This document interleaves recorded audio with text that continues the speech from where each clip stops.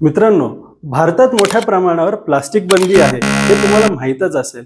तसंच बऱ्याच कंट्रीमध्ये आज प्लास्टिक बॅन देखील आहे.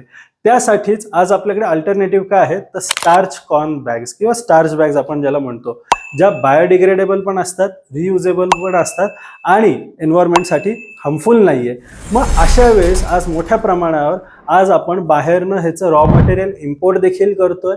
आज आपल्याकडे पण रॉ मटेरियल भरपूर प्रमाणात भारतात अवेलेबल आहे आणि त्याचं मॅन्युफॅक्चरिंग मोठ्या प्रमाणात होत आहे. ह्याला एक्सपोर्टच्या दृष्टिकोनाने भरपूर मोठी मागणी आहे. मग हे देखील प्रोडक्ट एकदम निश प्रोडक्ट होऊ शकतं.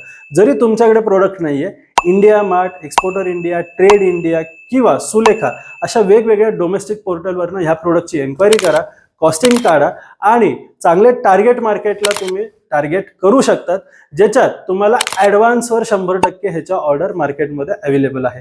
तर हे देखील प्रोडक्ट तुम्ही एक्सपोर्टसाठी निवडू शकतात.